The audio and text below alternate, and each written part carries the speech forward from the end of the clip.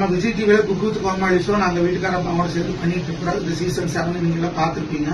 அதுல போன ஷூட்ல வந்து பாத்தீங்கன்னா ஒரு கோமாளி வெளிங்கிறதுக்காக இந்த அடிப்பறக்க அவருக்கு இந்த திவாகர் கொண்டாந்து விட்டாங்க.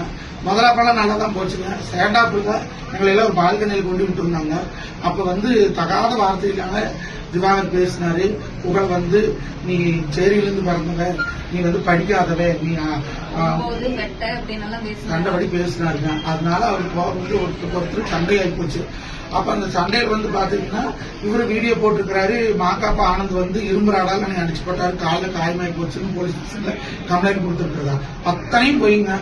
மாக்காப்பா ஆனந்த் கீழே தான் நின்னாரு. நாங்களாம் பால்கனியில் இருந்தோம். அவர் கையில் ஒரு பேப்பர் வச்சு அந்த பேப்பர் தான் வீசினார். அந்த பேப்பர் கூட அவர் மேல படலைங்க. இந்த கை கலப்புல என்ன பண்ணாருன்னா அந்தாங்க நிஷாவுக்கு இப்படி ஓங்கி குத்திட்டாரு திவாகர். அவளுக்கு இந்த இடத்துல தோல் அடிபட்டு போச்சு. அந்த சுனிதா புள்ள வந்து உள்ள விழுந்தது. அதை கையை பிடிச்சி பிராண்டி விட்டு கை பூரா ரத்தமாட்டா வர அளவுக்கு பிராண்டி விட்டுட்டாருங்க. அடிச்சது இவருதான், சண்டைக்கு வந்தது இவருதான், சண்டை வளர்த்துறது இவருதான். ஆனா இதுக்கும் அவருக்கு என்னமோ சம்பந்தம் இல்லாத மாதிரி அடிச்சுட்டாங்கன்னு சொல்றாங்க.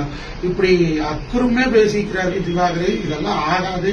ஆண்டவன் ஒருத்தர் இருக்கிற கண்டிப்பா பாப்பாங்க. நாங்க எங்க வேணாலும் வந்து சொல்றோம்ங்க. மாக்காப்பா ஆனந்தோ இல்ல புகழோ வந்து சண்டை தான் கட்டுறாங்களே தவிர அடிக்கவெல்லாம் இல்ல. இவரு தான் திமிரிட்டு போய் பெண்களை தாக்குறது திவாகர் பாருங்க.